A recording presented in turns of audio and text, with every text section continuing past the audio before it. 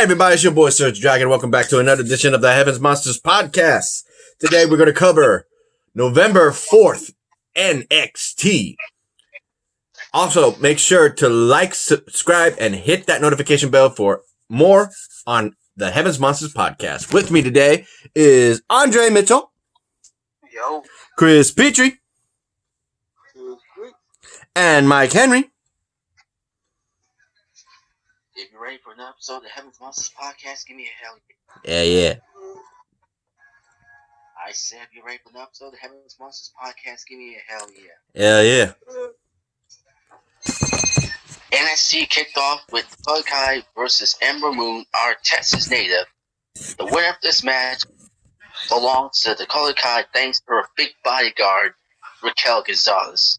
Yeah, delivering that distraction. She didn't interfere. She just got on the rope and made a mean look to Ember Moon. She was getting ready for the clips. Dakota Kai hit her, kicked her, and then ultimately slammed her into the ring, pinning her for 1, 2, 3. Dakota Kai rocks. Rocks. Walks out with her bodyguard, Raquel Gonzalez, and Ember Moon is looking like, she's not done yet. Mikey had to leave. I'm guessing the connection error again. I swear, Messenger's doing that. It's not just Mikey, it's up my end too. All right. So let's get your thoughts on that, Chris. What are your thoughts on Dakota Kai getting the win over Ember Moon? Hold on, sir. It's my apologies. It's probably my end. Okay. Dakota Kai cheated the big Ember Moon because I was pulling for Ember Moon for Gonzalez interfered.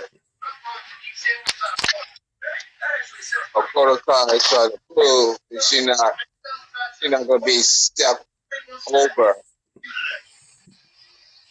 or anybody.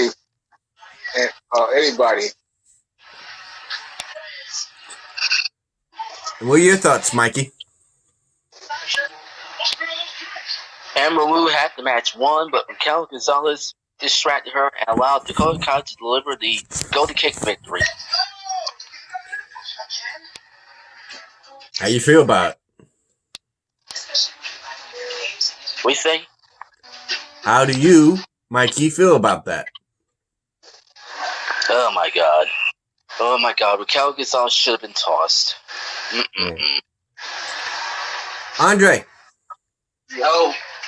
How do you feel knowing that Raquel Gonzalez distracted Ember Moon, giving Dakota Kai the win?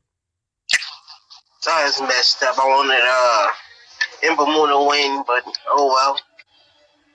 You know she ain't done. Yeah. All right, Mikey, what's next? Next, oh boy. Cameron Grimes looked to bounce back after his tough haunted House of Terror match against Jesse Loomis as he takes on Kushida and ends up losing to Kushida's bonded hoverboard lock, tapping out.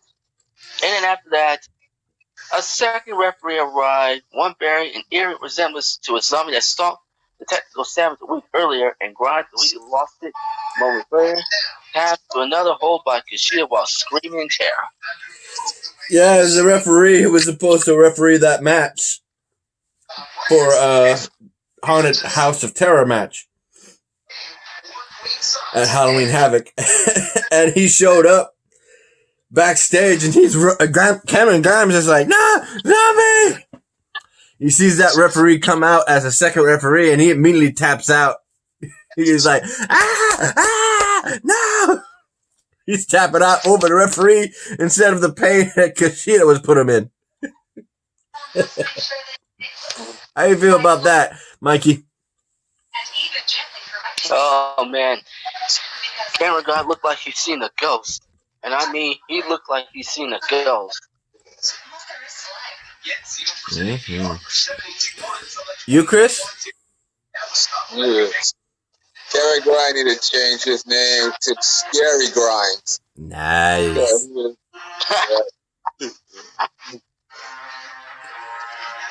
You, Andre, how do you feel knowing that Kushida won his match thanks to Cameron Grimes panicking over seeing a referee that was posing as a zombie last week at Halloween Havoc? All right, I guess. He's like, ah! Alright, I got this one next, Mikey. It would be a tag team match between Hold on, sir. Sorry to interrupt. I want to go before you get that. Let me quickly tell you. An interviewer of Mackenzie Mitchell interviews him and relieves his harrowing experience. Is what? What is that? So break it up.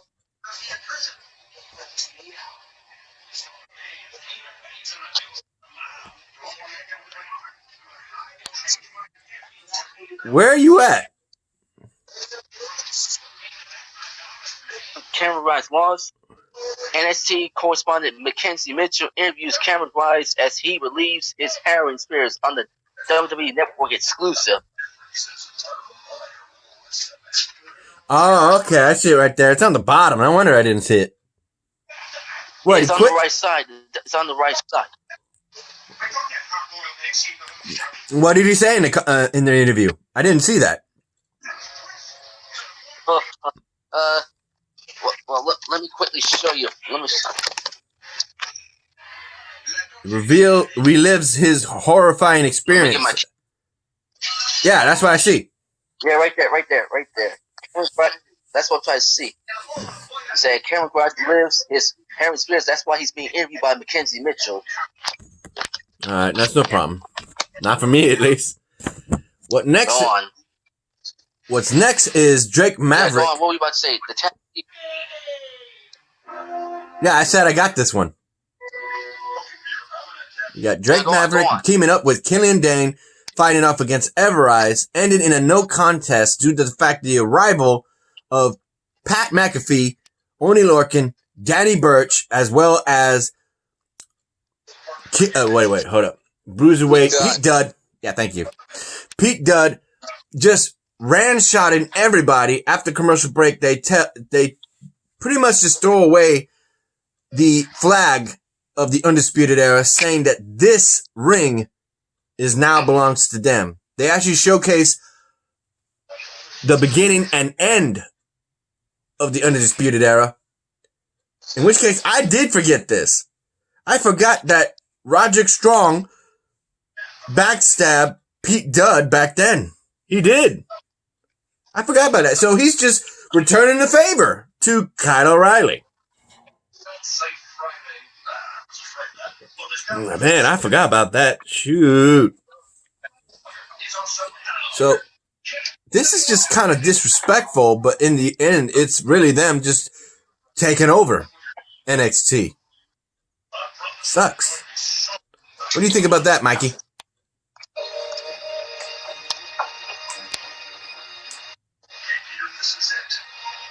Hello? Mikey? You okay? He's breaking up on your end too? It's the rear end. Something's going on with the rear end. Yeah, I hear you. Okay, get your 2 cents. Oh my God. My thoughts is, what the hell was Pete Dunne thinking? I mean, why join force with the man that whooped Adam Cole's, the man who got his ass whooped by Adam Cole? I mean, why Pete Dunne? Why join force with the man that got his ass whooped by Adam Cole? Because he felt the same thing that Roderick Strong did back in the day. So it was just returning the favor to Undisputed Era. Yeah, just wait till the Undisputed Era. Yeah, I would not think that the Undisputed Era turned babyface. But that's what it looks like. Don't be surprised. You just wait. You just wait when the Undisputed Era gets their hands on Pat McAfee, excuse me. You, Chris?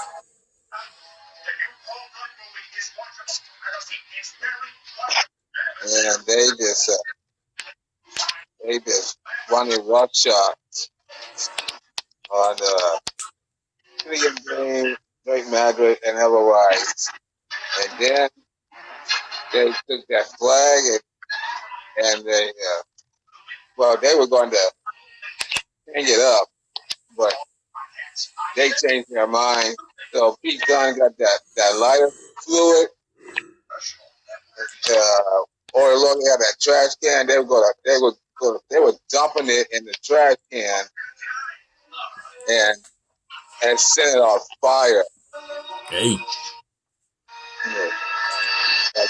Like an assassination or Undisputed Era.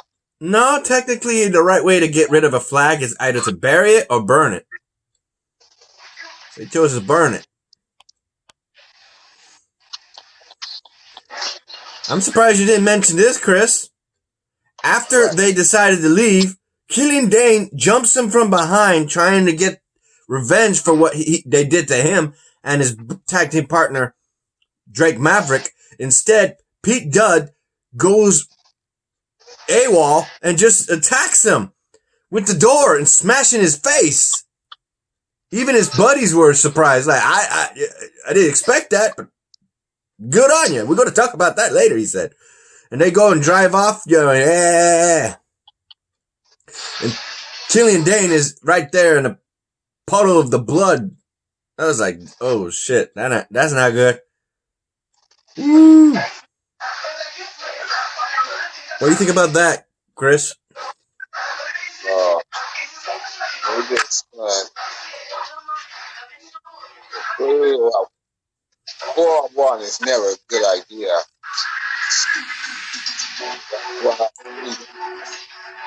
That's why he bumped it open and got the 4 bullies. Mm-hmm. You, Mikey? Oh, man. What I tell you, craziness. You, Andre? How do you feel knowing that Pete Dunne, Oney Lorcan, Pat McAfee, and Danny Burch are pretty much dominating NXT? They're doing all right so far, man. Yeah, but they took out Killian Dane with a car door, smashing his head in. I want to see them get their butts kicked, so I'm just waiting to see that happen. Mm-hmm. All right, Mikey, what's next?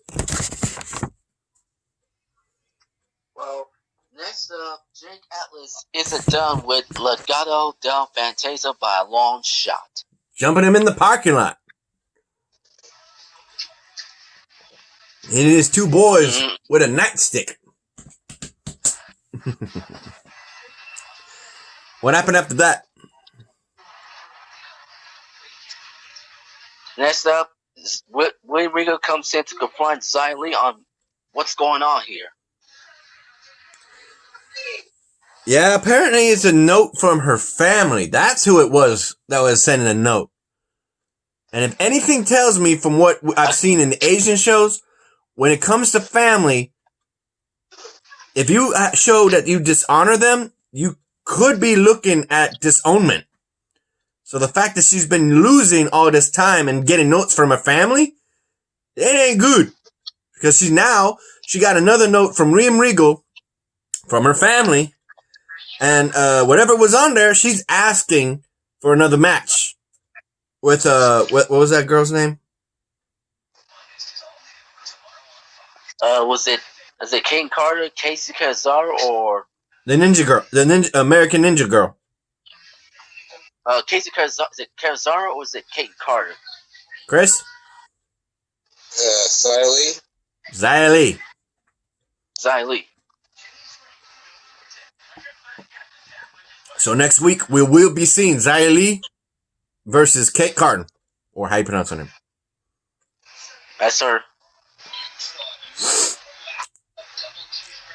After that, we get an interview with Shotzi Blackheart, congratulating her on hosting Halloween Havoc. As a reward, William Regal gave her whoever She wanted to fight. She wanted to fight Toni Storm.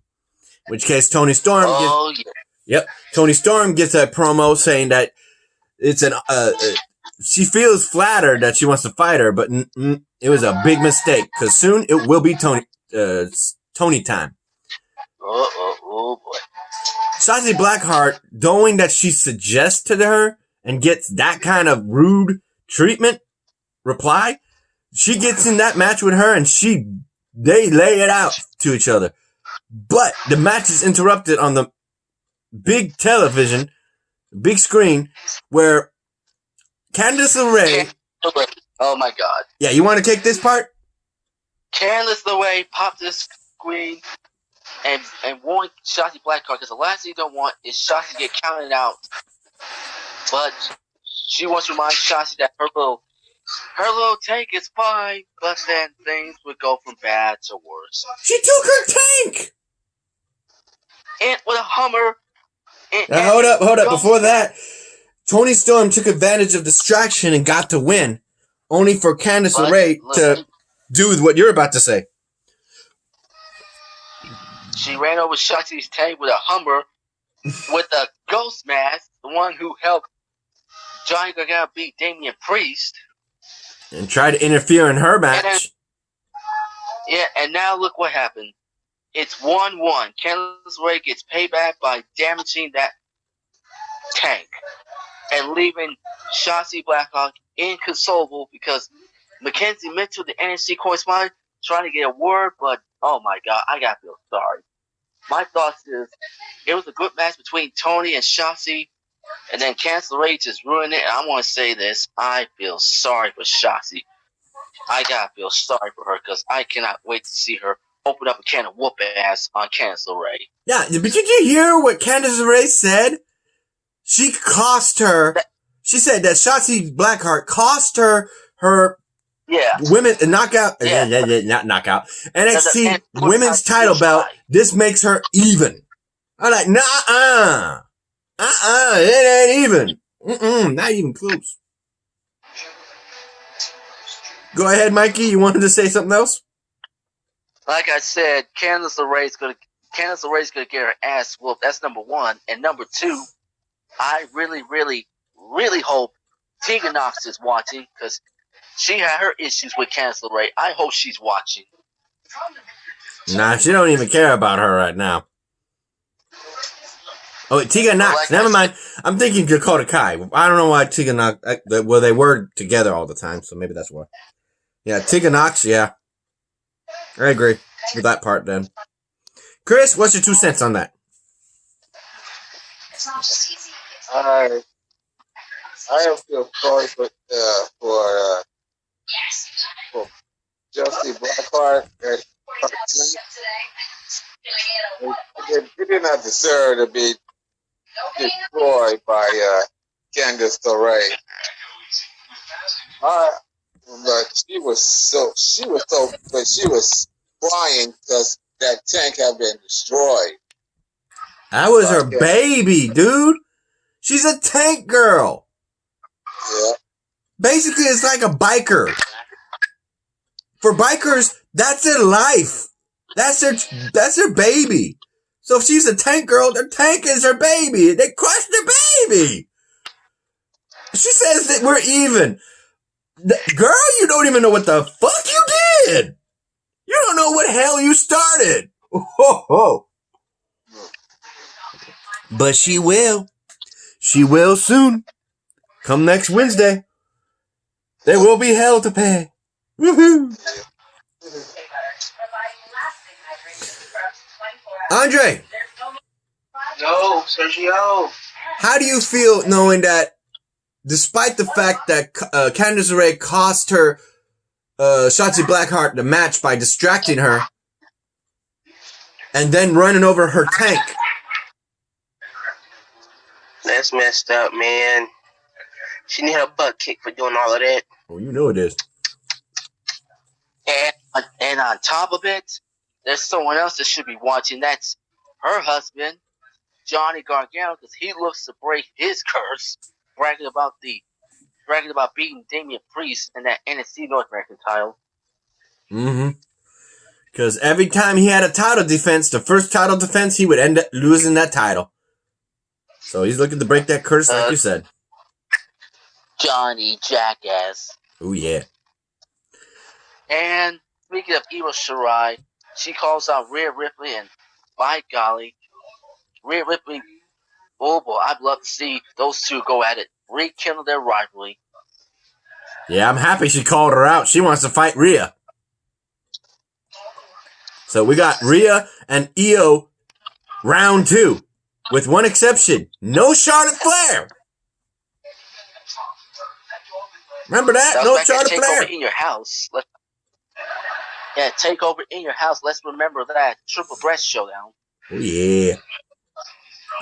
Finally, we also got to mention the fact of another run with Thatcher Khan.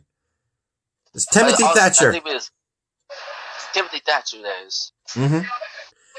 He was beating up this new student of grappling, in which case he was going overboard again, hurting the guy, and the previous one would actually jump him.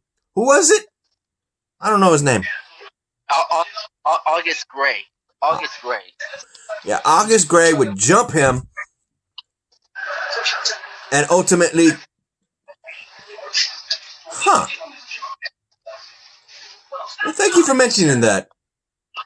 Turns out that's the same person. We'll talk about that later. I gotta remember that. Mm-hmm. Okay. I gotta see this clip later once we're done with this podcast. Shotzi Blackheart is inconsolable. It's just a crying face right there. She is. Yeah. She's trying to run away.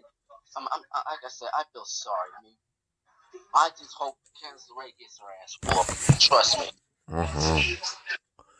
Okay, that covers everything down here on the bottom. Is there anything else before we get to the main event? One more. Well, let's.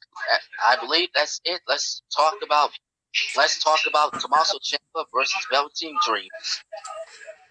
So, Tommaso Ciampa, due to the fact that Velveteen Dream got in the middle of his match with Kushida, which was top grade. That was literally takeover match. That was a takeover quality match, and Velveteen Dream ruined it. So he was looking to put Velveteen Dream in his place. With the purple cast still on his damaged left hand. Left behind by Kushida at the last takeover. So, with that said, it ended up turning into another NXT takeover quality match between these two. They end the night beautifully. These two left it all in the ring. We would see it, hell, not in the ring. What am I talking about? All over the ring arena. We would see them on the freaking announcer's desk, and he slams that cast hand on the desk and like, ow, hey, ouch. And you know what's funny? Oh, God. That's why I said this match was good. Chris, Mikey, I gotta say this. I don't know if anybody else could tell, but I gotta say this. The match between Tommaso Ciampa and Velveteen Dream, dude, that was basically Randy Orton versus Bob Orton. You saw that? Yeah. I mean, for pity sakes, what do you call that move? The Dun Bell? Willow's Bell? Willow's Bell, yeah. That's Willow's Bell. Yeah, that's basically what Randy Orton did. I'm like, oh, fuck you. And then he's got the cast. Velveteen Dream's got the cast. That's Bob Orton, his dad. What the fuck? Yeah.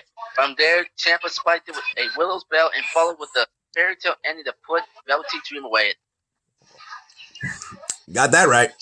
Winner, Tommaso Ciampa. And after that, on the WWE Network exclusive, he commands the WWE NXT Universe about this whole pandemic shit. Who?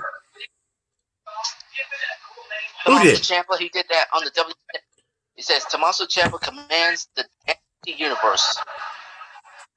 Oh, yeah, I see that. I see it. It was 3 minutes and 19 minutes, a second song.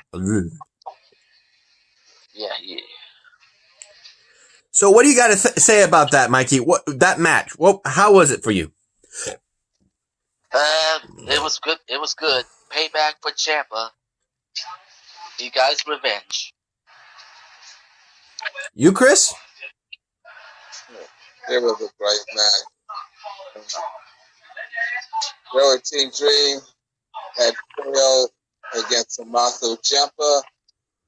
Maybe we could thank Trice for coming out and interfere on his business. Got that right. Andre! Sergio! How do you feel that Tommaso Ciampa beat Velveteen Dream in a match that kind of resembled Randy Orton fighting his father, Bob Orton, because Tommaso Ciampa was fighting like Randy Orton, and Velveteen Dream had a cast on his hand, just like Bob Orton did in his wrestling day. How do you feel about that? That was crazy, man. That's just crazy. I'm surprised nobody else mentioned that. So he actually did fight his dad, or? No, that's what these two individuals might as well have been Randy Orton and Bob Orton. I was like, what the hell? What? I was like, what? Yeah. It was crazy. It was a good match, though. How you feel knowing that Velveteen Dream lost to Tommaso Ciampa? Nah, that's messed up. I wanted to see him win and kick some butt. You like Velveteen Dream? He's all right. I want to see him kick some butt, man. We'll see. All right. Was there anything else, boys? No, that'll be it. Let's wrap it up because I know you gotta take a shower. Yep, I do. I gotta take a shower. So let's go. A shout out to our fellow brethren of the Heavens Monsters podcast. A shout out to Xavier Hill, Mike Henry, and Andre Mitchell. A link to their YouTube channels will be in the descriptions down below, as always. And a remaining shout out to Chris Petrie, T-Money, Renee, Farrell, and Delvin. Also, on this podcast, Andre, I gotta tell you something, bro. I saw your latest video. That little barbecue y'all had? Yep. You did it again. Yeah. You started the video, you had it the angle, and then you turn it sideways, and the video's sideways throughout the whole rest of the show. Yep. You gotta stick it like that. You gotta have the video, the phone sideways, and then start recording, and keep it like that. You can't turn it after that. All right? Yeah. It's okay. You're still learning, my brother. There's nothing wrong with that. Yeah. You get a camcorder like this, and you're good. You definitely won't mess up anytime. Yeah, I got a camcorder. I just got to get like a memory chip for it and all of that. I'll do that later. Mm-hmm. All right. Get this ready. Oh, it showed an imprint on my phone. There you go. Flip it, flip it. All right. Y'all ready to end this?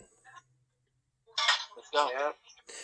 You like this video, give it a thumbs up. You didn't, give it a thumbs down. Hit the subscribe button, like the content. Hit that notification bell for the next Heavens Monsters podcast. I'm Serge.